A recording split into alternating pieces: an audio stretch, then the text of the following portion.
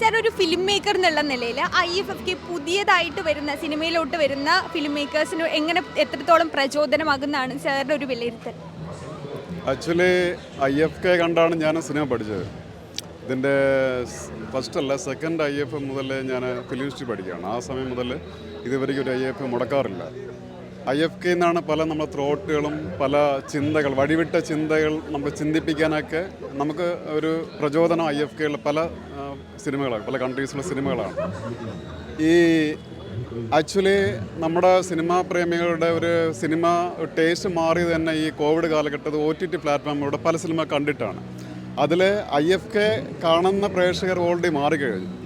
Common ആയിട്ട് മാറിയത് ഈ സമയത്താണ്, അതായത് വിദേശ സിനിമകളെല്ലാം കണ്ട് അപ്ഡേറ്റ് ആയതുകൊണ്ടാണ്. അപ്പോൾ തീർച്ചയായിട്ടും അപ്പോൾ IFK സ്ഥിരമായിട്ട് കാണുന്ന ഓഡിയൻസ് സിനിമ ചെയ്യുന്നതിനേക്കാളും മുമ്പിലാണ് അവർ. അപ്പോൾ നമ്മൾ ആക്ച്വലി സിനിമ ചെയ്യുന്നവരെ പുറകിലാണെന്നാണ്. അപ്പോൾ ഇനി ചെയ്യേണ്ടത് എല്ലാവരും പ്രേക്ഷകന് മുമ്പിൽ പോയാലും ഇനി സിനിമകൾ സംഭവിക്കുകയുള്ളൂ, വ്യത്യസ്തമായ സിനിമകൾ സംഭവിക്കുകയുള്ളൂ. അവരുടെ മുന്നിൽ അവരെ അതിശയിപ്പിക്കണം. അപ്പോൾ അത് കുറച്ച് ടഫാണ്. അപ്പോൾ നമ്മൾ അപ്ഡേറ്റ് ആയിട്ട് നമ്മൾ കിട്ടുന്ന സമയങ്ങളിലൊക്കെ നമുക്ക് കിട്ടുന്ന സിനിമകളൊക്കെ കണ്ട് അപ്ഡേറ്റ് ചെയ്യണം. നല്ല സിനിമ കണ്ട് അപ്ഡേറ്റ് ചെയ്യുക.